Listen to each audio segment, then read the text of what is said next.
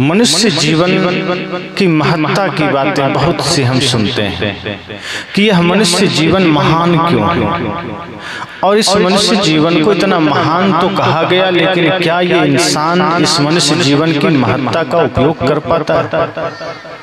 हम चौपाइयां पढ़ लेते हैं, बड़े भाग्य मानव तन पावा, सुर दुर्लभ सदग्रंथ ही गावा।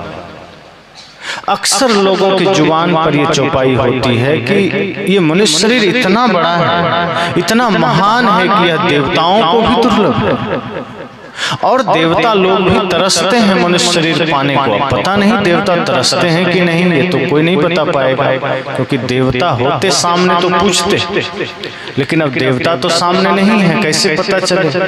पर सच तो यह है कि यह शरीर जरूर कीमती है। जो सच्चाई है कि यह मनुष्य शरीर की महानता तो है। सोचिए, अगर मनुष्य शरीर के अलावा किसी और खानी में होते, कुत्ता बिल्ली सांप छुछुंदर में होते, तो क्या इतनी सुख सुविधाओं में होते? तो क्या इतने सारे साधनों के साथ होते? ठंडी लगती जहां मन तहां पड़े होते, जो खाने को मिलता खा रहे होते। उसमें भी अगर कुत्ता पालतू है तब तो सेवा हो जाती है, और कहीं फालतू है तो लोग डंडे मारकर ठंडी में भी भगा देते हैं, उसे वहां भी कुछ नहीं मिलता। जानवर अगर पालतू है तब तो थोड़ा घास फूस मिल भी जाएंगे, लेकिन यदि फालतू है तो कोई पूछने वाला नहीं। तो मनुष्य जीवन की महत्ता तो है कि आज हम सबको मनुष्य जीवन मिला है, ये महान अवसर तो है। लेकिन इस मनुष्य जीवन का हमने सार्थक उपयोग क्या किया है? जब से हमने जन्म लिया है तब से अब तक इस मनुष्य जीवन का क्या उपयोग किया? क्या यह मनुष्य जीवन सिर्फ खेलने खाने कमाने के लिए मिला है? क्या यह मनुष्य जीवन सिर्फ एक दूसरे की निंदा शिकायत के लिए मिला है? क्या यह मनुष्य जीवन सिर्फ क्रोध करने के लिए मिला है? क्या यह मनुष्य जीवन भाई भाई में झगड़ने के लिए मिला है? अगर एक तरफ से आप विचार करेंगे तो आज हम और आप यही कर रहे हैं। सुबह उठते ही हम यह सोचते हैं कैसे हमारे जीवन में धन बढ़ जाए, कैसे हमारा घर बढ़ जाए, और कैसे दूसरे का कम हो जाए। एक आदमी मंदिर भी जाता है प्रार्थना करने, तो मंदिर में भगवान से यही मांगता है कि हे प्रभु, मुझे तो नौकरी दे देना, और पड़ोसी को जो नौकरी दिए हो उसका नौकरी छीन लेना। हे प्रभु, हमारे बेटे को तो पास करा देना और दूसरे के बेटे को फेल करा देना। आदमी भगवान से भी यही मांग रहा है।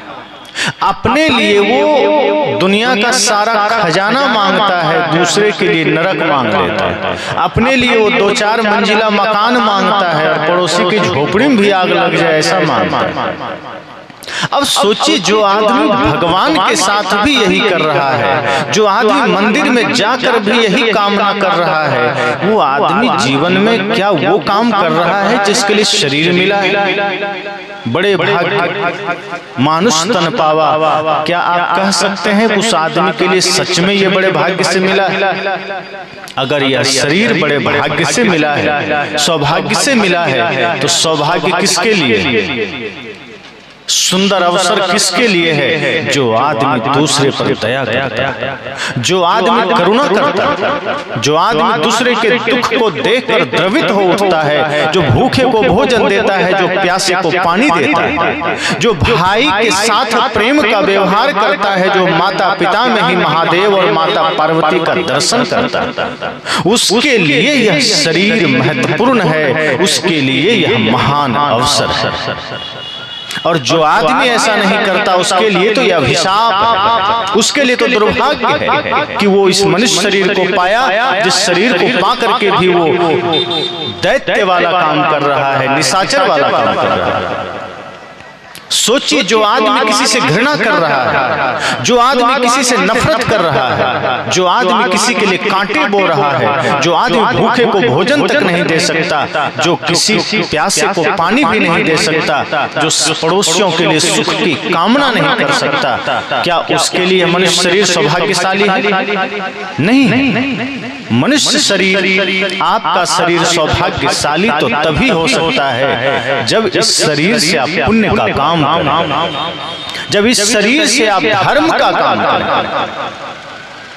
और इसके लिए संत का संग जरूरी है, सत्संग में जाना जरूरी है। आज आदमी कहता है क्या करें, बड़ा व्यस्त है, काम, बाजार जाना है, खेत जाना है, नौकरी है, दुनिया है, संसार। हर किसी के लिए आदमी के पास टाइम है, पर जहाँ सत्संग की बात आती है, धर्म की बात आती है, आदमी कहता है क्या करें, टाइम नहीं। और ऐसा करते करते एक दिन मृत्यु सामने खड़ी होती है और मृत्यु कहती है अब चल, अब तेरे पास टाइम हो गया। तब आदमी कहता है 2 मिनट का समय दे दो, थोड़ा कुछ तो धर्म कर ले। तब मृत्यु कहती है दिया था पूरा समय तुमने संसार में लगा दिया, तुमने वो काम किया जो तुम्हारे साथ नहीं जा सकता, वो काम किया ही नहीं जो साथ जा सकता। हमने न धर्म का काम किया, न भक्ति किया, न सेवा किया। जो साथी है हमारा वो हमने किया ही नहीं, जो साथ नहीं जा सकता है वही करता रहा। संत कहते हैं कि आप जो धन कमाते हैं इसका उपयोग शरीर के लिए, व्यवस्थाएं आपके शरीर के लिए, कपड़े आप खरीदते हैं शरीर के लिए, धन शरीर के लिए, सोना चांदी शरीर के लिए, अन्न जल शरीर के लिए, मेवा मिष्ठान शरीर के लिए, गाड़ी शरीर के लिए। आत्मा के लिए आप क्या करते हैं? शरीर को भोजन दीजिए, मना नहीं, देना ही पड़ेगा। शरीर को वस्त्र दीजिए, शरीर को सारी सुख सुविधा दीजिए। संत यह नहीं कहते कि कंगाल बन जाइए, संत कहते हैं बाहर से भी धनी बन जाइए, लेकिन आत्मा को आपने क्या दिया? शरीर का भोजन है अन्न जल फल फूल मेवा मिष्ठान दाल भात सब्जी, आत्मा का भोजन है भक्ति भजन धर्म सत्संग सत्य अहिंसा प्रेम, वो तो आपने दिया ही और यही साथ जाएगा। आपके पास गाड़ी है, गाड़ी को पोछिए, गाड़ी में तेल डालिए, सर्विसिंग करिए और उसमें कभी चढ़िए मत। तो लोग कहेंगे नहीं बड़ा मूर्ख आदमी, गाड़ी खरीद लिया चढ़ता नहीं, जब जाना होता है पैदल चल देता है, गाड़ी से ढक के रखा है, रोज पोछता है, रोज तेल डाल देता है, इंजन भी स्टार्ट करके छोड़ देता है, तेल जलता है लेकिन जाता पैदल। यही काम हम सब कर रहे हैं। इस शरीर में भोजन डाल रहे हैं, इस शरीर भी तो गाड़ी, इस शरीर भी तो वाहन है ना। शरीर क्यों मिला है? संसार से पार होने के लिए, संसार रूपी सागर से भवसागर से कैसे पार हो उसके लिए प्रकृति ने यह शरीर दिया है। और हम शरीर के साथ भी वही कर रहे हैं, भोजन दे रहे हैं, कपड़ा दे रहे हैं, और संसार से पार होना है तो हम इसको छोड़ करके माया में हम इसका उपयोग क्यों? अगर हम शरीर का उपयोग सेवा में करें, अगर हम शरीर का उपयोग भक्ति में करें, शरीर का उपयोग दूसरों के दुख दर्द मिटाने में करें, शरीर का उपयोग राष्ट्र सेवा में करें, मानवता की सेवा में करें, तो समझ जाइए कि आप इस शरीर का सार्थक उपयोग कर रहे हैं। फिर तो बड़े भाग्य, मानुष तन पावा सफल हो गया। फिर तो यह सोचिए कि देवताओं को भी यह दुर्लभ हो जाएगा। लेकिन यदि हम गलत काम कर रहे हैं, छीना झपटी कर रहे हैं, माता पिता का दिल दुखा रहे हैं, भाई का दिल दुखा रहे हैं, पड़ोसी का दिल दुखा रहे हैं, पुत्र को सही संस्कार नहीं दे रहे हैं, तब फिर बड़े दुर्भाग्य से मानुष तन पावा हो जाएगा। फिर तो दुर्भाग्य से मनुष्य शरीर मिल गया जिसका उपयोग हम कर नहीं पाए, जिसका सदुपयोग नहीं कर पाए। इसलिए मैंने कहा कि सत्संग जरूरी है। कभी भी सत्संग का मौका मिल जाए तो ये सोचिए कि सारे काम छूट जाएं, पर आधे घंटे सत्संग जरूर सुनेंगे, क्योंकि व्यस्ततम जीवन में यही सत्संग हमारे लिए अमृत का काम करेगा, जो हमें सही रास्ता प्रदान करेगा, जो हमें सही दिशा प्रदान करेगा। यदि हम सत्संग से दूर हो गए, संत से दूर हो गए, तो समझना आप जीवन से दूर हो गए, अमृत से दूर हो गए। आपने कंकड़ पत्थर को समेटा, आपने दुनियादारी को समेटा, लेकिन आपने हीरा को खो दिया, आपने अमृत को खो दिया। और जब संत का संग करेंगे तो इसी संसार में रहकर भक्ति कैसे करें, इसी संसार में रह के परमात्मा का बंधन कैसे करें, गुरु की पूजा कैसे करें, कल्याण प्राप्त कैसे करें, स्वर्ग कैसे जाना है, वो सब रास्ता आपको मिल जाएगा। संत हमें सारी युक्ति बता देते हैं।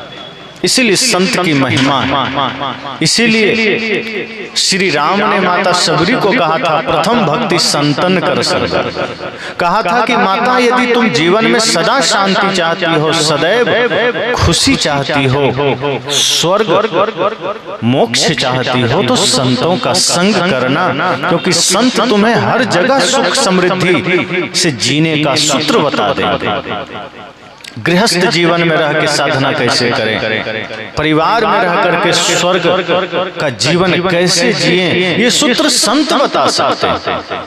और इसके लिए जब हम संत की शरण में जाते हैं तो वहाँ हमें संत सेवा बताते हैं, भक्ति बताते हैं, विनम्रता बताता है कि हम अगर हम कुछ बड़ा करना बनना चाहते हैं तो हमें छोटा बनना होगा। भगवान श्री कृष्ण राजसूय यज्ञ में जब सब लोगों ने राजसूय यज्ञ ठाना पांडवों ने, तो भगवान श्री कृष्ण ने क्या कहा कि मुझे भी कुछ ड्यूटी दे दो। सब लोगों ने ड्यूटी लिया, किसी ने स्टोर रूम संभाल लिया, किसी ने बाजार का काम संभाल लिया, किसी ने कुछ।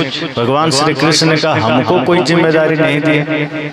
युधिष्ठिर ने कहा अब तो कोई काम बचा ही नहीं, आपको क्या दे और आप क्या करेंगे।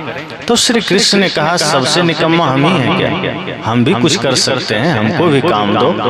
तब लोग पांडवों ने कहा आपके लायक कोई काम ही नहीं बचा। श्री कृष्ण ने कहा मुझे अभी भी दो काम नजर आ रहा है। कहा क्या? कहा जो संत जन आएंगे उनका चरण मैं धोऊंगा और जूठे पत्तल में उठाऊंगा। और वही किया श्री कृष्ण। छोटा हो गए क्या वो और बड़े हो गए। हम आप तो अपने घर में खा के थाली खिसका देते हैं, मच्छी भिनभिनाती रहती है, हम उठाते नहीं, और हम सोचते हैं हम कृष्ण का भक्त बन जाएं। भगवान कृष्ण ने संदेश दिया, ये सीख दिया समाज को कि जब आप विनम्र होते हैं, छोटा होते हैं, तो आपको दुनिया बड़ा बना देती है, फिर आप लोगों के दिलों में राज करते हैं। अगर लोगों के दिलों में राज करना है तो विनम्र हो जाइए, छोटा बन जाइए।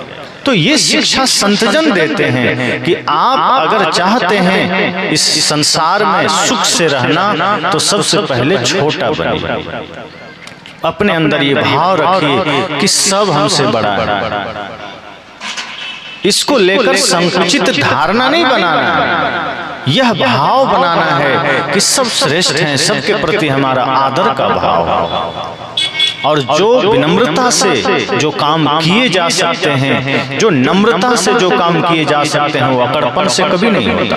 अब आप सोचिए कि जैसे 20-25 किलो बालू यहाँ रख दें और उसमें 5 किलो चीनी मिला दें और हम कहें कि कोई बहुत बड़ा पहलवान इस एरिया का बुलाइए वो अलग कर देगा। कोई पहलवान आ जाए कि चलो भाई बालू से चीनी अलग करो, तो भयंकर से भयंकर पहलवान भी हार मान लेगा, हमसे नहीं होगा। फिर हम कहें जो सबसे ज्यादा तेज विद्यार्थी है वो आ जाए, कहेगा हमसे भी नहीं होगा। हम कहें फिर हाथी बुलाइए, हाथी भी बहुत ताकतवर है, हाथी से भी नहीं होगा, IAS IPS से भी नहीं होगा, नेता अभिनेता से भी नहीं होगा। तब किससे होगा? तब कह दें कि एक थोड़ा चींटी को इधर बुला दीजिए। चींटी आ जाए, वो 5 किलो चीनी को बालू से अलग कर देगी और पता भी नहीं चलेगा, बालू ज्यों का त्यों रह जाएगा, चीनी एक एक करके वो चुन लेगी। जो काम हाथी ना कर सका, जो काम बड़े बड़े पहलवान ना कर सका, जो काम IAS IPS ना कर सका, वो एक चींटी ने कर दिया। इसका अर्थ क्या हुआ? अर्थ ये हुआ कि जो काम विनम्रता से किया जा सकता है, जो काम नम्रता से किया जा सकता है, वो अकड़पन से नहीं हो सकता। ऐसे ही संसार में गुरु की भक्ति, परमात्मा की भक्ति सब जगह मौजूद है, हमें सिर्फ करना है। लेकिन करने के लिए करना क्या होगा? तो इस माया रूपी बालू में भक्ति भी तो यही है, इसी शरीर में माया है, इसी शरीर में भक्ति भी, इसी संसार में गुरु का ज्ञान है तो इसी में अज्ञानता भी, तो सब मिला हुआ है। जब हम चींटी की तरह भाव करके विनम्र हो जाते हैं, छोटा हो जाते हैं, तो इस समस्त जगत के बालू से हम भक्ति निकाल लेते हैं, हम सेवा निकाल लेते हैं, हम शांति निकाल लेते हैं। लेकिन ये हमें करना पड़ेगा। अगर हम अपने जीवन का महत्व ही ना समझेंगे, अगर हम इसे माया में गंवाते चले जाएंगे, दुनियादारी में गंवाते चले जाएंगे, तब हम नहीं कर पाएंगे। इसके लिए हमें सजग होना होगा, जागरूक होना होगा कि ये जो जीवन हमें मिला है ये बड़ा कीमती है, बड़ा मूल्यवान है। वैसे तो वर्तमान में कौन क्या है ये ज्यादा मायने नहीं रखता। अभी बहुत ऐसे लोग हैं, बहुत से बच्चे हैं जिसके बारे में आप नहीं कह सकते कि ये कल क्या हो सकता है। कोई नेता बन जाए, कोई वैज्ञानिक बन जाए, कोई बड़े डीएम कलेक्टर बन जाए, कौन जानता है। कोई मंत्री, मुख्यमंत्री, प्रधानमंत्री बन जाए। आज भले वो साधारण है, कल क्या हो सकता है ये बहुत महत्वपूर्ण है। कई बार ऐसा होता है कि हमें लगता है हम तो बहुत साधारण हैं, पर ये मत भूलिए कि एक बीज को अगर सही माहौल मिल जाए तो बीज वृक्ष बन जाता है। ऐसे ही संत कहते हैं कि नर कब नारायण बन जाए ये कोई नहीं जानता, बस उसको सही माहौल मिलना चाहिए, सत्संग मिलना चाहिए, और वो योग्यता हर किसी के अंदर है, वर्तमान में नहीं दिख रहा है। लेकिन जब व्यक्ति लग जाता है सेवा साधना में, ध्यान में, वो व्यक्ति कुछ आगे कर ले जाता है। इसी वजह से मनुष्य शरीर को कीमती कहा गया। आज कोई आदमी साधारण है इस वजह से नहीं कहा गया, लेकिन कल वो हो सकता है असाधारण बन सकता है, बड़ा बन सकता है। एक गुरु थे, उन्होंने अपना उत्तराधिकारी चुनना चाहा कि हम किसको अपना उत्तराधिकारी बनाएं, कौन मेरे बाद होगा, किसकी दृष्टि इस जगत के प्रति कैसा है, ये जानना जरूरी है। एक ही आदमी सुबह से शाम तक जगत को कैसा देखता है, दूसरा आदमी कैसा देखता है, ये बहुत महत्वपूर्ण है। सुबह उठते ही एक साधारण आदमी देखता है सूर्योदय हुआ है, वो आदमी सोचने लगता है अब हमें नाश्ता करके खेत में जाना होगा। एक डॉक्टर सोचता है अब हमें क्लिनिक जाना होगा। एक वकील सोचता है हमें कोर्ट जाना होगा।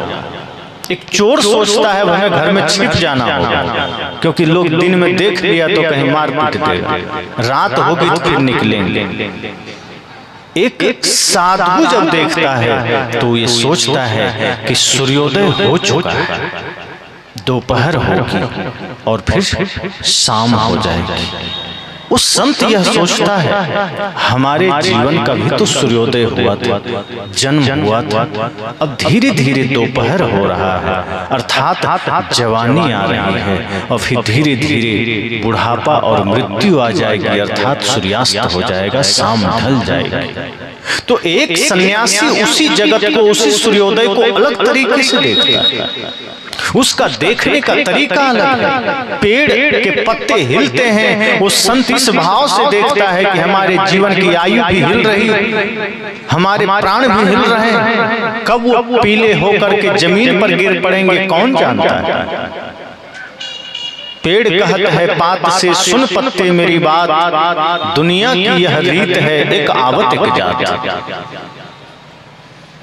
एक संत इस भाव से देखता है कि जिस तरह ये पेड़ पौधे तमाम तरह से धीरे धीरे सूख रहे हैं, पत्ते गिर रहे हैं, एक दिन हमारा शरीर भी गिर चलेगा। इससे पहले कि मेरा शरीर धराशायी हो जाए, मुझे भक्ति का काम करना है, मुझे सेवा करनी है, मुझे प्रेम का दीप जलाना है। तो सभी लोग अलग अलग तरीके से देखते हैं। उस गुरु ने सोचा कि मैं ऐसे व्यक्ति को अपना उत्तराधिकारी बनाऊंगा जिसका देखने का तरीका थोड़ा भिन्न होना चाहिए। तो उन्होंने कहा कि मैं अपना उत्तराधिकारी नियुक्त करूंगा, क्योंकि मेरी उम्र हो चली है, मेरी उम्र ज्यादा हो गई है। तो कुछ शिष्यों ने कहा तो देर क्यों करना, अभी घोषित कर दीजिए। जो कुछ लोभी लोग होते हैं उनको लगता है जल्दी घोषित हो जाए, कहीं हमारा नाम आ गया तो मजा। तो गुरु ने कहा धैर्य रखो, हड़बड़ाने की जरूरत नहीं, घोषित हम करेंगे, जरूर करेंगे। तो दो चार शिष्य सामने आ गए, गुरुजी फिर देरी क्यों कर रहे हैं, जल्दी बनाइए प्रस्ताव और घोषित कर दीजिए। गुरु ने कहा मैं कल सुबह करूंगा। तो जो शिष्य थोड़ा लोभी प्रवृत्ति के थे उनको लग रहा था जल्दी कर देते तो हम अपना नाम करवा लेते, हम ही इस आश्रम का मालिक बन जाते। पर गुरु जी ठहरे, ज्ञानी वो कहे ऐसे थोड़े होगा। विश्राम कर गए। दूसरे दिन सुबह उठे, नहाए धोए, अपने सभी शिष्यों को बुलाए और उन्होंने कहा मैं अपना उत्तराधिकारी घोषित करने जा रहा हूं, लेकिन मेरा एक सवाल है। शिष्यों ने कहा सवाल क्यों? गुरुजी ने कहा बिना सवाल का जवाब दिए तो उत्तराधिकारी मैं बनाऊंगा नहीं। मुझे पता तो होना चाहिए कि मैं सही हाथ में अपना उत्तरदायित्व दे रहा हूं। शिष्यों ने कहा जी पूछिए। गुरुजी ने कहा ये बताओ लोहा और चांदी में कौन कीमती है, महत्वपूर्ण कौन है? सभी शिष्यों ने एक साथ कहा चांदी ज्यादा कीमती है और महत्वपूर्ण भी। उसके बाद गुरुजी ने कहा मुझे पता था यही उत्तर दोगे। तभी पीछे नजर गई, किनारे एक शिष्य चुपचाप सिर झुकाए। गुरु ने कहा तुमने कोई जवाब नहीं दिया। कहा गुरुजी मेरे ख्याल से लोहा ज्यादा महत्वपूर्ण है। अब गुरुजी कुछ कहते उससे पहले सभी शिष्यों ने कहा मुझे पहले से पता था कि तुम सदा से बुद्धू हो और बुद्धू ही रहो। सब जानता है लोहा की कीमत कम है, चांदी महत्वपूर्ण है, फिर भी ये बुद्धू कह रहा है लोहा कीमती। गुरुजी ने कहा शांत हो जाओ।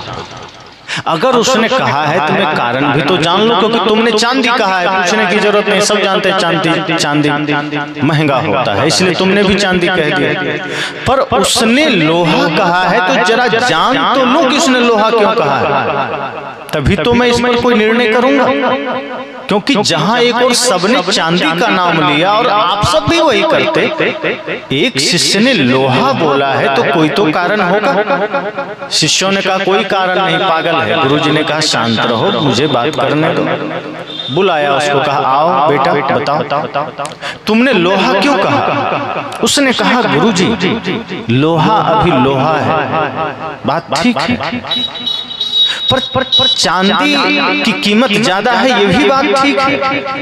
पर एक बात जान लीजिए कि चांदी चांदी ही रहेगा, उसमें कोई संभावना नहीं।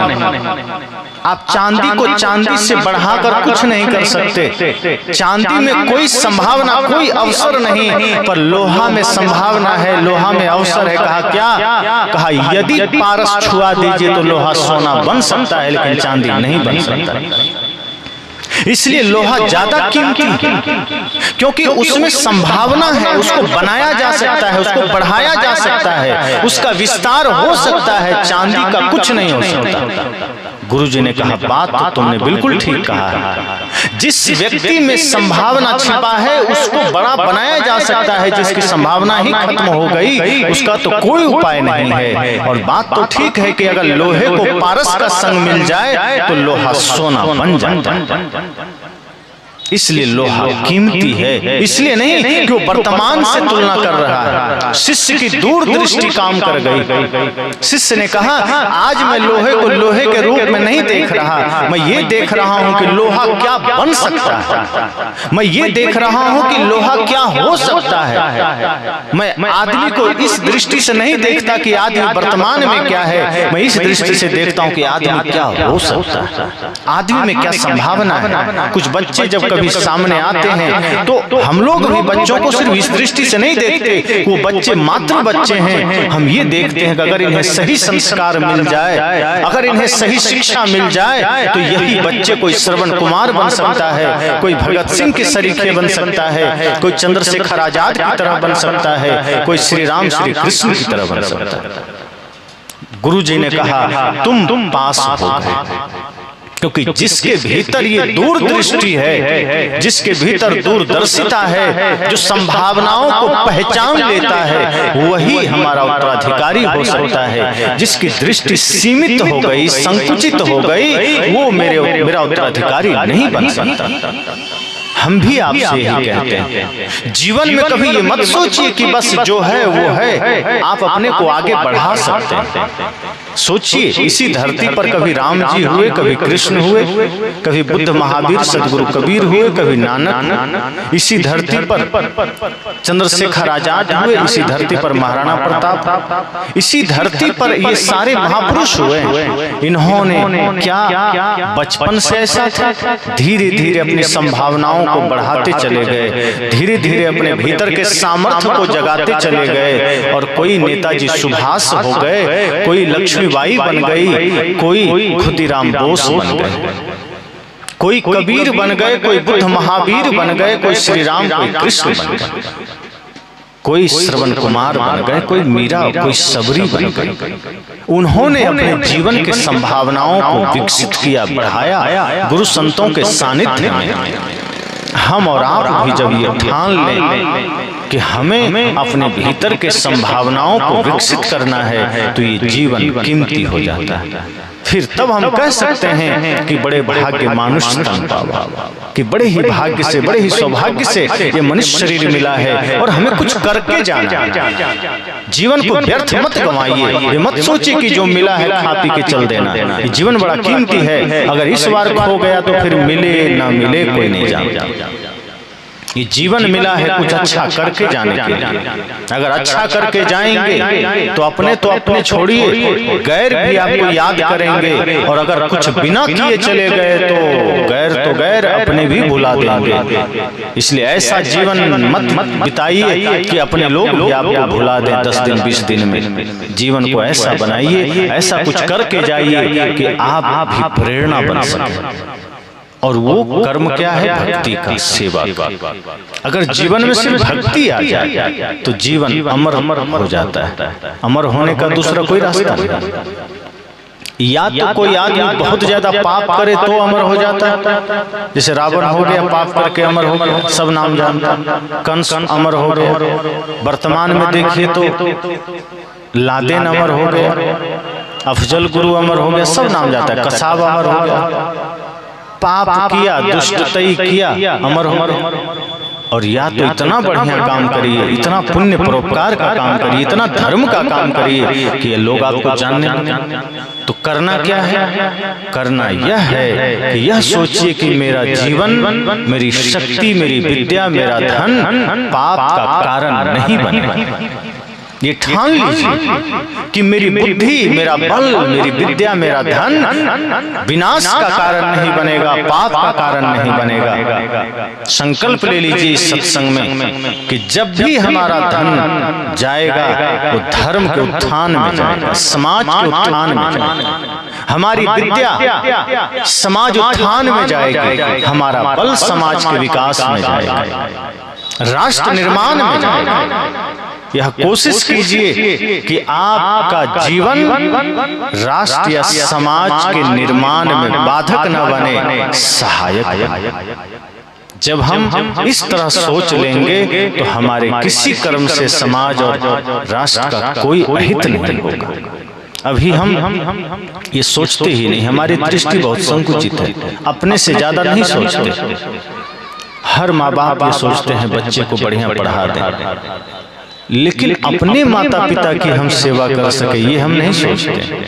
आपके माता पिता भी आपको बड़े ही भाव से पढ़ाए लिखाए, आपको योग्य बनाए। आज जिस तरह आप अपने बच्चों के लिए चिंतित हैं, कभी आपके माता पिता आपके लिए चिंतित थे। आज आप अपने बच्चे को बढ़िया भोजन दे रहे हैं, कपड़ा दे रहे हैं, बढ़िया पढ़ाई करवा रहे हैं। आपके पिताजी भी आपके लिए यही सोचे थे, लेकिन आज हालत क्या है? हम अपने पत्नी और बच्चे के अलावा अपने पिता का ध्यान रखना छोड़ दिए, माँ का ध्यान रखना छोड़ दिए। माता पिता आंसू बहा रहे हैं। अब बेटा शिव मंदिर में जाके जल चढ़ा रहा है, भगवान कृपा करेंगे। अब जब आप अपने ही पिता का अनादर कर रहे हैं तो जगत पिता महादेव आप पर प्रसन्न होंगे क्या?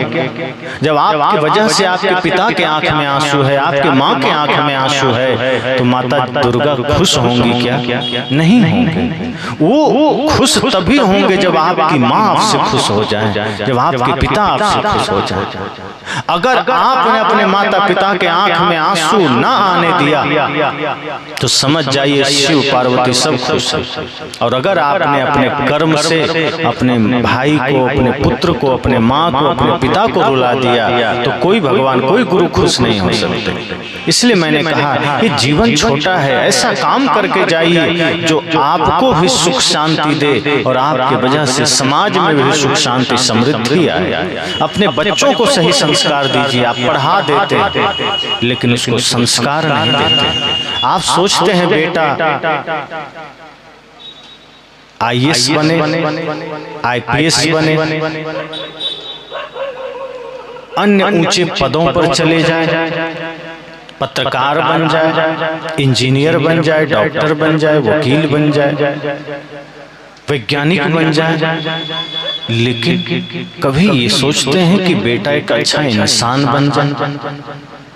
आप उसको जो भी बनाना है बनाइए, संतजन कभी रोकते नहीं। आप उसको जो शिक्षा देना है दीजिए, पर इतना संस्कार जरूर दीजिए कि आपके बच्चे अपने भारत की संस्कृति को समझ सके, मर्यादा को समझ सके, माता के प्रति उसका भाव, पिता के प्रति उसका समर्पण सदा बना रहे, समाज और राष्ट्र के प्रति समर्पण बना रहे। आप सावधान हो जाइए, जीवन बहुत थोड़ा है, समय बहुत कम है, मृत्यु निकट है। ये मत सोचिए कि 200, 500, 1000 साल जीना, कभी भी किसी के जीवन में मृत्यु आ सकती है। लेकिन ऐसा काम करिए कि अगर 10 साल भी, 5 साल भी, 2 साल, 1 दिन भी जीना पड़े, एक दिन आपको अमर बना दे। एक एक क्षण को आप सोचिए कि क्या हम इसको महत्वपूर्ण बना रहे हैं। हमारा कितनी सांसें निकल जा रही है, हम ध्यान ही नहीं देते। कितना दिन हमारा निकल जा रहा है, ये ही दुनियादारी में हम कुछ सदुपयोग नहीं करते। आप कुछ सामान खरीद कर लाते हैं, बर्बाद हो जाता है, आप चिंता करते हैं, टेंशन में आ जाते हैं। आपकी श्वासें बर्बाद हो रही है, कभी चिंता हुई आपको? आपका एक एक दिन खराब जा रहा है, कभी आपने चिंता किया? बिना सेवा, बिना भक्ति, बिना धर्म के आपका प्रतिदिन गुजरता चला जा रहा है। सिर्फ दुनियादारी में मन लग रहा है। धन कैसे जोड़ा जाए इसके पीछे सारी शक्ति हम लगा देते, लेकिन धर्म कैसे जोड़ा जाए इस पर हमारा कोई ख्याल नहीं होता। सत्य के रास्ते पर हम कैसे चलें इस पर हमारा कभी चिंतन नहीं होता। भक्ति का जीवन हम कैसे जिएं इस पर हमारा कभी ख्याल नहीं होता। जो हमें सदा शांति दे सकता है, जो हमें सदा सुंदर जीवन दे सकता है, इन सूत्रों पर हम विचार ही नहीं करते, इन सूत्रों पर हम ख्याल ही नहीं करते। ये जीवन मिला है प्रेम से जीने के लिए। एक घर में है, 5 लोग हैं, प्यार से रहे। कोई अगर आपके साथ गलत व्यवहार किया क्या कर लेगा? अगर कर दिया, हाथ जोड़ के किनारे हो जाइए, नफरत मत पालिए, प्यार से जीवन बिताइए। महाभारत नहीं रामायण उतारिए जीवन में। महाभारत और रामायण में यही तो फर्क है। कौरवों ने कहा सुई के नख के बराबर भूमि नहीं देंगे, पांडवों ने कहा हम सब छीन लेंगे, और छीन लिया। अंत में क्या हुआ? पांडवों को भी हिमालय में जाकर चलना पड़ा। लेकिन राम जी के साथ क्या हुआ?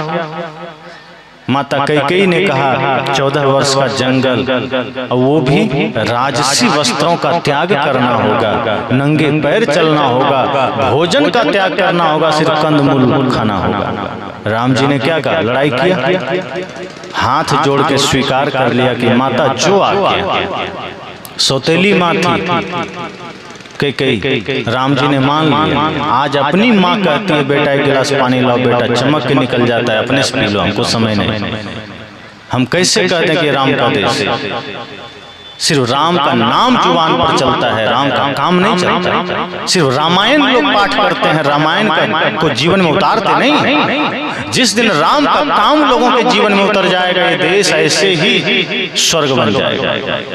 लेकिन आज लड़ाइयाँ चलती है, झगड़े चलते हैं, जुबान पर सिर्फ राम का नाम चलता है। सच तो यह है कि राम का नाम लेके लोग पान खाते हैं, राम का नाम लेके जुआ खेलते हैं। मुख पर राम नाम चलता है, आदमी विचार करता है। मुख पर राम नाम चलता है, आदमी जुआ ताश खेलता है। मुख पर राम नाम चलता है, आदमी बकरा काटता है, मछली खाता है। यानी नाम राम का ले रहे हैं, काम रावण का कर रहे हैं। कितना दुर्भाग्य की बात है। इसलिए मैं कहता हूं कि अपने जीवन को ऐसा बनाइए, रामायण उतारिए घर में, महाभारत मत उतरने दीजिए। जिस दिन रामायण उतर आएगा उस दिन प्रेम जागृत हो जाएगा, घर मंदिर बन जाएगा, घर स्वर्ग बन जाएगा। फिर आपको लगेगा कि जो गांव के बाहर मंदिर है वही मंदिर हमारा घर भी हो गया। फिर बाहर के मंदिर में तो आपने कभी कभी जाना है, पर घर का जो आपका मंदिर है आप प्रतिदिन महसूस करेंगे कि मेरे पिताजी ही इस मंदिर के देवता हैं, माँ ही देवी, बच्चे ही नंद गोपाल।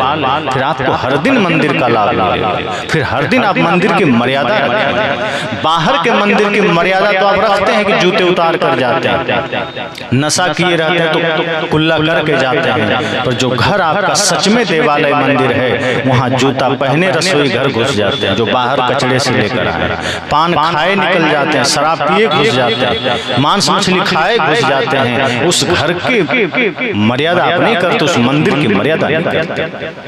जहाँ माता पिता साक्षात निवास कर रहे हैं, आप उस माता पिता के चरणों में तीर्थ नहीं देखते हैं। वेद ने ऐसे नहीं कहा मातृदेवो भव पितृदेवो भव। वेद ने ये नहीं कहा कि शिव देवता हैं या विष्णु देवता हैं या ब्रह्मा देवता हैं। वेद ने कहा माता देवता है, पिता देवता है।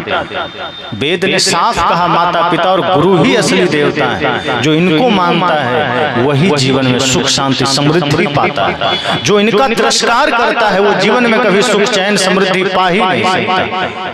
इसलिए मैंने कहा जीवन में सदैव जागृत होइए, सोचिए कि हमारे कर्म से किसी को दुख तो नहीं हो रहा, हमारा भाई हमारे वजह से दुखी तो नहीं है। अगर आप बहू हैं सोचिए कि मेरे व्यवहार से कहीं सास माँ कष्ट में तो नहीं, और अगर आप सास हैं तो सोचिए आपके व्यवहार से आपकी बहू दुख में तो नहीं। अगर आप बड़े भाई हैं तो सोचिए मेरा छोटा भाई दुखी तो नहीं। छोटा है तो सोचिए बड़ा भाई दुखी तो नहीं।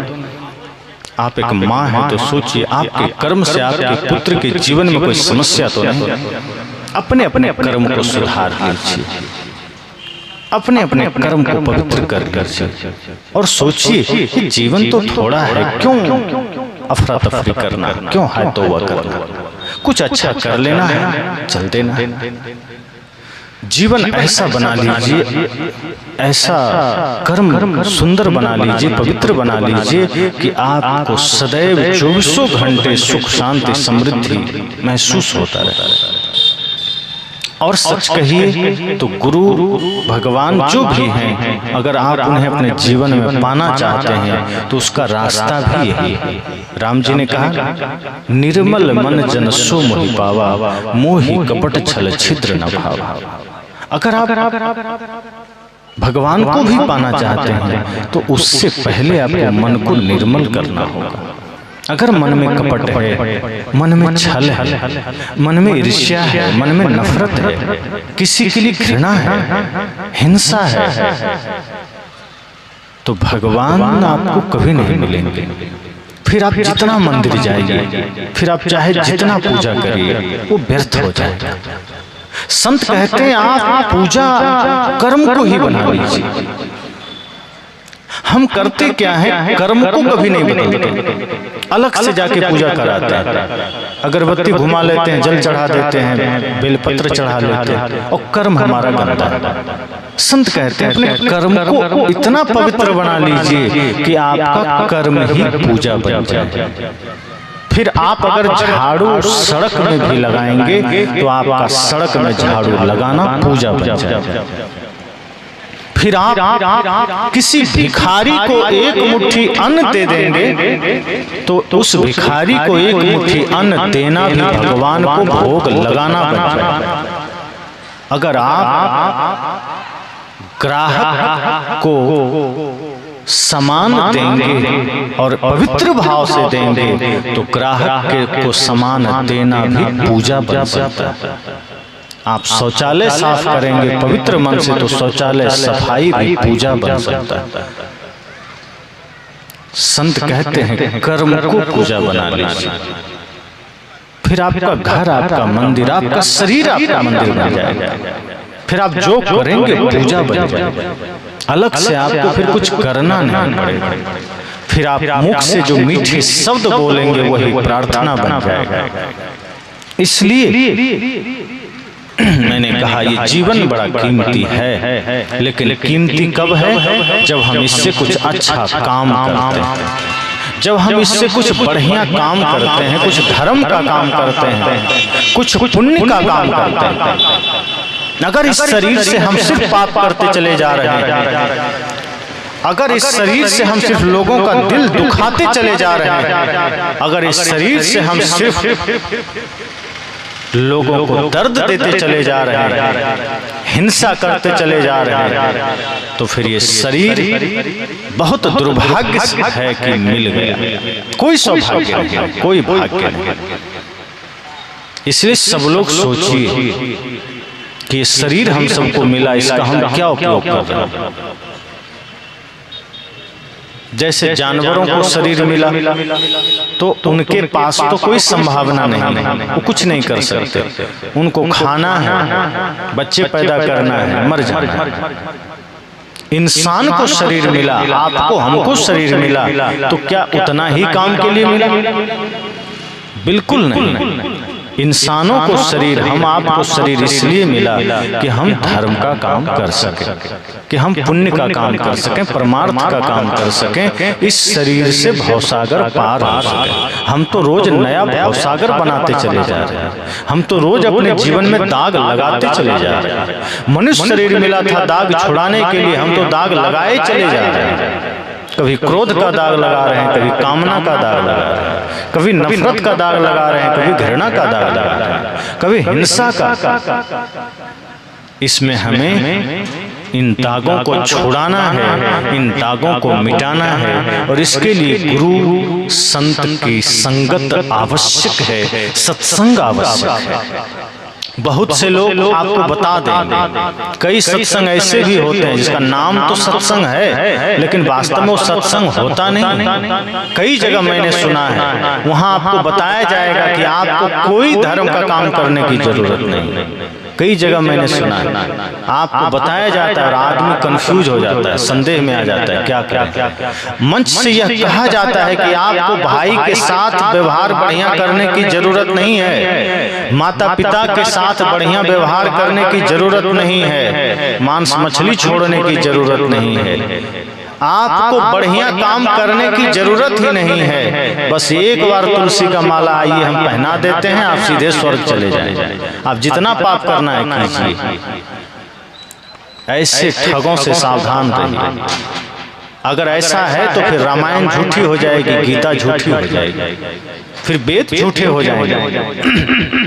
क्योंकि गीता में भी यही बात आई है कि मन को निर्मल कीजिए, कर्म को सुधारिए, और रामायण में भी यही बात आई है कि दया धर्म को धारण कीजिए, सत्य को धारण कीजिए। रामायण में तो कई बार कहा गया, परम धर्म श्रुति विदित अहिंसा, धर्म न दूसर सत्य समाना, कि धर्म सत्य से दूसरा कोई नहीं, सत्य ही सबसे बड़ा धर्म है, अहिंसा ही सबसे बड़ा धर्म है। परहित सरिस धर्म नहीं भाई, दूसरे का हित करना ही धर्म है। तो फिर रामायण तो झूठी हो जाएगी। अगर आप सब छल करिए, पाप करिए, जुआ खेलिए और सिर्फ तुलसी का माला पहन के ओम नमः शिवाय बोलिए तो स्वर्ग चले जाएंगे। फिर रामायण झूठी, वेद झूठा, गीता झूठी, फिर कृष्ण झूठे हो गए। फिर तो मानने की जरूरत नहीं, मंदिर बनाने की जरूरत नहीं, सत्संग करने की जरूरत नहीं। फिर जीवन भर पाप करिए, अंत में एक तो माला पहनिए, उतर जाइए गंगा। तो फिर कृष्ण कहते हैं नहीं, ये भक्ति नहीं। राम कहते हैं ये भक्ति नहीं। भक्ति ये है कि आपको धीरे धीरे अपने मन सा वाचा कर्मणा, अपने मन को, अपने वचन को, अपने कर्म को निर्मल करना होगा, पवित्र करना होगा। अगर मन में कपट भी है तो प्रभु नहीं मिलेंगे। राम जी साफ कह रहे हैं, निर्मल मन जन सो मोहि पावा, मोहि कपट छल छिद्र न भावा। जिसका मन निर्मल है, जिसका मन पवित्र है, वही मुझे पा सकता है। जो हिंसा करता है, जो जुआ खेलता है, जो ठगता है, जो व्यभिचार करता है, जो अपने भाई के साथ धोखा करता है, जो अपने माता पिता का निरादर करता है, क्या वो भगवान को पा सकता है? क्या वो स्वर्ग को पा सकता है? कभी नहीं। रावण ने यही तो किया, जुआ खेलता था, स्त्रियों का अपमान करता था, भाई को लात मारा, पत्नी के साथ गलत किया, माता पिता का अनादर किया, इसलिए वो रावण हो गया। और राम जी ने क्या किया? भाई का सम्मान किया, भाई को प्यार दिया, माता पिता का सम्मान किया, सबका सम्मान किया, इसलिए वो राम हो गए, भगवान हो गए। अगर कोई कहता है कि रावण वाला सारा कर्म करिए और अंत में भगवान का नाम ले लीजिए स्वर्ग मिल जाएगा, तो फिर गलत बात। फिर राम जी कहते हैं फिर ऐसे आदमी को स्वर्ग नहीं मिलेगा, वो जीवन में ही नर्क भोगा है, आगे भी नर्क भोगेगा। लेकिन आज ऐसे लोग बहुत हैं समाज में जो कहता है कि हमारे पास आइए, हम दीक्षा देंगे, सीधे स्वर्ग भेज देंगे। इतने कॉन्फिडेंस से बोलते हैं जैसे एक अलग कहीं स्वर्ग इन्होंने खुद बना रखा है, जहां आपको एकदम भेज ही देंगे। स्वर्ग का अर्थ भी जिन्हें पता नहीं, वो आपको स्वर्ग भेज रहे हैं। हमारे संतों ने कहा स्वर्ग तो आप जीते जी पा सकते हैं, करना बस इतना है, मन को निर्मल कर, जीवन में भक्ति को धारण, सेवा को धारण करना। और जैसे ही आपका मन निर्मल होगा, जीते जी स्वर्ग है, जीते जी शांति है, जीते जी सुख है, समृद्धि। माता सबरी के पास क्या था? सोना चांदी कुछ था नहीं था, महल नहीं था, झोपड़ी थी वो भी टूटी हुई, कपड़े थे वो भी फटे हुए। और रावण के पास सोने की लंका था, सारा साम्राज्य था, सारा वैभव था, पर नहीं था तो क्या? रावण के पास मन की निर्मलता नहीं थी, भक्ति नहीं थी, सेवा नहीं थी। उसके पास अहंकार था, पाप था, वैभव था, समृद्धि थी, लेकिन उसका मन निर्मल नहीं था, उसके पास सत्य नहीं था। और माता सबरी के पास बाहर का कुछ नहीं, न सोना न चांदी न समृद्धि, कुछ नहीं, लेकिन क्या था? भक्ति थी, निर्मलता थी। तो राम जी उनके जूठे पैर खा लिए और माता सबरी के जीवन में जो शांति, जो समृद्धि थी, वो रावण के पास नहीं। शांति का संबंध भक्ति से, अगर भक्ति है, मन की निर्मलता है, मन की पवित्रता है, तो राम भी चल के द्वार पर आ जाते हैं। और मन में गंदगी है तो राम द्वार पर तो आएंगे, लेकिन धनुष बाण लेकर रावण की तरह बद्ध करने, न कि आपको माता सबरी की तरह आशीर्वाद देने। अगर मन में विदुर जैसी निर्मलता है, मन में विदुर जैसी भक्ति है, तो कृष्ण का चरण आपके द्वार तक आ सकता है। आप चाहे साग रोटी ही क्यों न खिलाएं, कृष्ण स्वीकार कर लेंगे। लेकिन यदि दुर्योधन जैसी अकड़, दुर्योधन जैसा आतंक, दुर्योधन जैसा घमंड है, तो आप 56 प्रकार के व्यंजन भी बना के रखे हैं, तो कृष्ण अगर आ भी गए तो आपका भोजन, आपका आतिथ्य स्वीकार नहीं करेंगे। और आप चाहे जितनी कोशिश कर लें, कृष्ण ठुकरा देंगे और बोलेंगे कि तुम्हारे भोजन में अहंकार की गंध है, इसलिए मैं तुम्हारा भोजन स्वीकार नहीं किया, चाहे तुम मेवा मिष्ठान ही क्यों न बनाए। और तब कृष्ण का चरण कहाँ चला जाता है? विदुर के द्वार पर। और विदुर जी के यहाँ क्या है? साग और रोटी है। और कृष्ण वो साग रोटी खाकर क्या कहते हैं? अमृत का स्वाद भी फीका है इसके सामने। क्यों? क्योंकि उस साग रोटी में प्रेम है, उस साग रोटी में भक्ति है, उस साग रोटी में समर्पण। सदैव इस बात का ध्यान रखिए कि जीवन में अगर समर्पण है, भक्ति है, सत्य है, अहिंसा है, प्रेम है, करुणा है, तो किसी भी रूप में आपके द्वार पर भी भगवान आ सकते हैं। लेकिन यदि छल है, कपट है, हिंसा है, व्यभिचार है, तो अगर कभी भगवान आ भी गए तो बद्ध करने आएंगे, वरदान देने तो बिल्कुल नहीं आएंगे। इसीलिए मैं कहता हूँ कि सत्संग थोड़ा भी हो, हम सबको जाग कर बैठना है, हम सबको सजग होना है कि ये सत्संग हमारे जीवन के लिए, हमारे जीवन को जगाने के लिए, ना जाने कब हम थोड़ी सी बातों से जग जाएं। अंगुलीमाल कितना देर सुना, बुद्ध रास्ते में चले जा रहे हैं, थोड़ी देर की भेंट हुई और लोग गुजरते थे, डर से कांपने लगते थे। लेकिन बुद्ध जब अंगुलीमाल के सामने आए तो अंगुलीमाल भी हैरान हो गया कि ये कौन आदमी है जो इतना शांत खड़ा है। क्योंकि जो निर्भीक हो गया है, जो निडर हो गया है, जो करुणा के शिखर पर है, जो प्रेम की मूर्ति है, उसके अंदर इतनी करुणा समाहित हो जाती है कि संसार से वो डरता ही नहीं, बल्कि अपने प्रेम से संसार को वो शांत कर देता है। अंगुलीमाल भी हैरान है कि ये कौन है आखिर जो कांप नहीं रहा है मेरे सामने।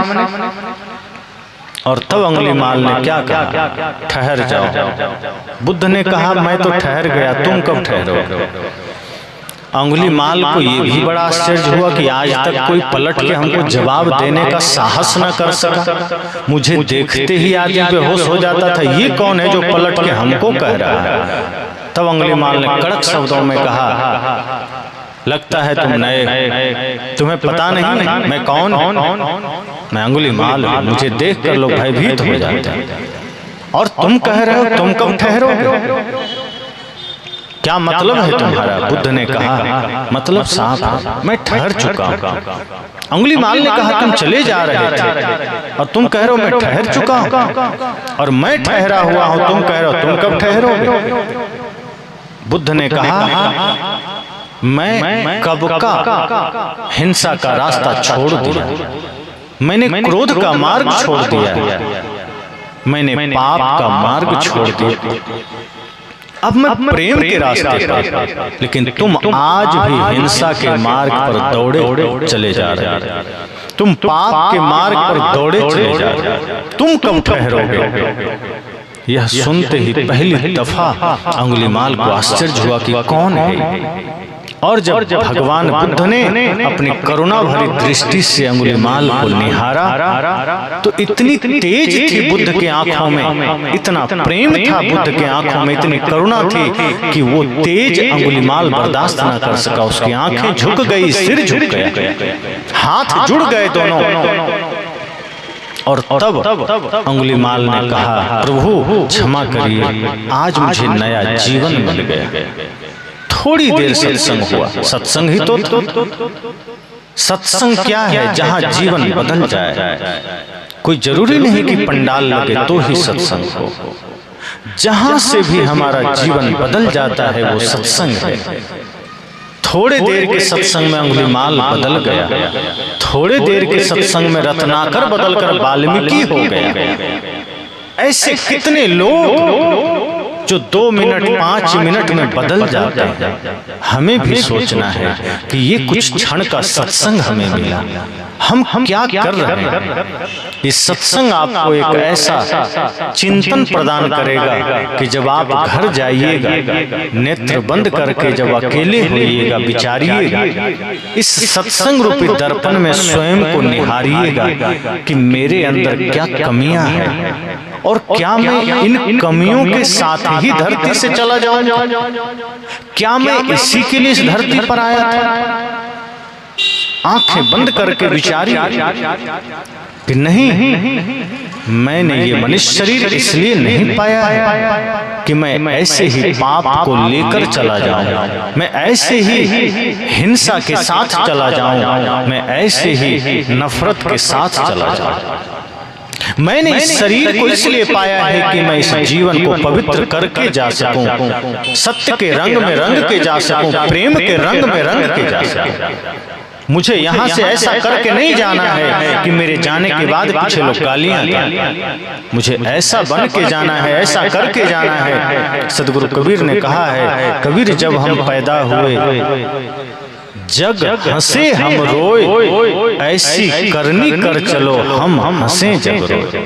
उन्होंने कहा कि जब हम इस धरती पर जन्म लेते हैं तो सभी बच्चे रोते हैं और माँ बाप हंसते हैं। साहब कहते हैं ये मजबूरी है। बच्चे जब जन्म लेते हैं तो रोना और परिवार के लोगों का हंसना ये आपकी मजबूरी है। आप उस समय हंस नहीं सकते। अगर बच्चे उस समय ना रोएं तो परिवार के लोग रोने लगते हैं कि क्या हो गया, बच्चा रो क्यों नहीं रहा।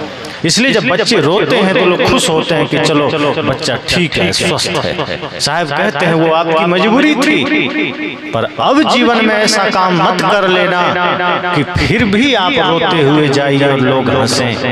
नहीं, जब जन्म लिए थे तो मजबूरी थी कि आप रोते हुए जन्म लिए, अब कोई मजबूरी नहीं। अब जीवन में ऐसा कर्म करके जाना, भक्ति सेवा धर्म धारण करके जाना कि आप हंसते हुए जाइए और जो लोग आपके जन्म पर हंसे थे या जो समाज हंसा था, आपके हंसते हुए जाने पर वो रोए कि कितना अच्छा आदमी था, अभी इसको नहीं जाना। ये आपकी सफलता होगी, यही आपकी महानता होगी। तो जीवन तभी कीमती हो सकता है। इसलिए मैंने कहा कि बड़े भाग्य मानुष तन पावा, सुर दुर्लभ सदग्रंथ ही गावा। सभी सदग्रंथ यही कहते हैं, सभी शास्त्र यही कहते हैं कि मनुष्य शरीर बड़ा दुर्लभ है, लेकिन देवताओं के लिए दुर्लभ है कि नहीं इसका तो कोई पता नहीं, लेकिन आपके लिए दुर्लभ है। और अगर ये जीवन खो गया, इस बार कुछ अच्छा ना किए तो आगे ना जाने कितने जन्म सांप छुछुंदर में भटकना होगा, कीट पतंग में भटकना होगा, कुत्ता बिल्ली में भटकना होगा। कोई जानता है? आज आपके पास चेतना है, आप जान रहे हैं, लेकिन आगे कहाँ चले जाएंगे, कितने जन्म भटकते रहेंगे, कितने साल भटकते रहेंगे, कोई नहीं जानता। इसलिए अवसर मिला है और संतों का संग भी मिला है। संसार का काम भी करिए, साथ साथ भक्ति का काम कर लीजिए, सेवा का काम कर लीजिए। बने जो कुछ धर्म कर ले यही एक साथ जाएगा। साहब ने कहा दिए लाखों की दौलत भी साथ रहने न पाएगा। अगर कोई लाखों करोड़ों भी आपको दे देगा, कमा लेंगे तो जाते समय सब यहीं छूटेगा। लेकिन ये जो भक्ति का धन है, सत्य का धन है, प्रेम का धन है, ये आपसे कोई बांट नहीं सकता, ये आपसे कोई लूट नहीं सकता, ये आपका अपना धन है। इसलिए कोशिश करिए कि भक्ति कभी खोए नहीं, हमारे जीवन से प्रेम कभी ना खो जाए, हमारे जीवन से सत्य कभी ना खो जाए। इसलिए कहा ना, पायो जी मैंने राम रतन धन पायो, वस्तु अमोलक दी मेरे सतगुरु कृपा करिए अपना। उसमें और भी कहा खर्चे नहीं कोई चोर न लूटे, दिन दिन बढ़त सवाई, पायो जी मैंने राम रतन धन पायो। ये भक्ति का धन कभी घटता नहीं, इसको कोई बांट नहीं सकता, ये बढ़ता जाता है। इसलिए मनुष्य शरीर बड़ा महत्वपूर्ण है और आज जो है इसको आप बड़ा बना सकते हैं, इसको विशाल बना सकते हैं, इसको विस्तृत कर सकते हैं। अगर आप नहीं कर पाए तो कोशिश कीजिए अपने बच्चों में ऐसा संस्कार दीजिए कि आपके बच्चे कुछ अच्छा कर ले जाएं। क्योंकि जब बच्चे कुछ बढ़िया कर लेते हैं तो अपने माता पिता को भी तार देते हैं, अपने समाज को भी तार देते हैं। अगर आप चूक गए तो ऐसा मत करिए कि आपके बच्चे भी चूक जाएं। उन्हें भी शिक्षा के साथ साथ शुभ संस्कार दीजिए, दिव्य संस्कार दीजिए, संतों के सानिध्य में ले जाइए।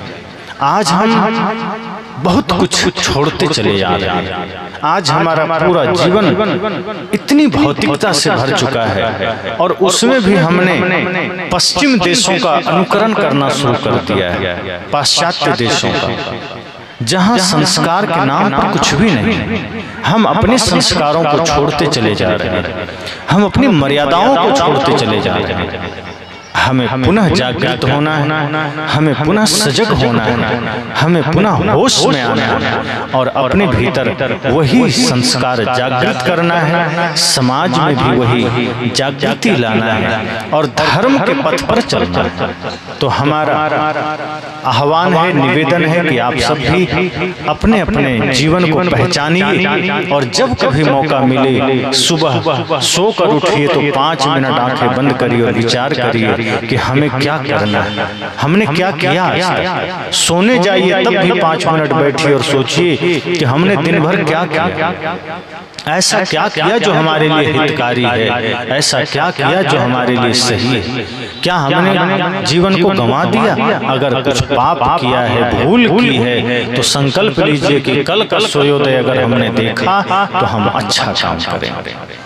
और सोचिए, ये सत्संग आपको एक सोचने का अवसर देता है। आपको जैसे आप आईने के सामने जाते हैं, दर्पण के सामने, तो चेहरे का दाग नजर आ जाता है, कपड़े का दाग नजर आ जाता है। इस सत्संग में जब आप निश्चल मन से खड़े होते हैं तो सत्संग में आपको अपने मन के दाग नजर आ जाते हैं, क्योंकि बाहर के दर्पण में मन का दाग नहीं दिखेगा, आपके विचारों का दाग नहीं दिखेगा, पर सत्संग में संतों के सामने आपको अपने मन के दाग दिखेंगे। और एक बार तन पर दाग रह जाए तो कोई चिंता नहीं, चेहरे पर दाग रह जाए तो कोई चिंता नहीं, पर मन में कोई दाग रह गया तो जीवन को बर्बाद कर देता है।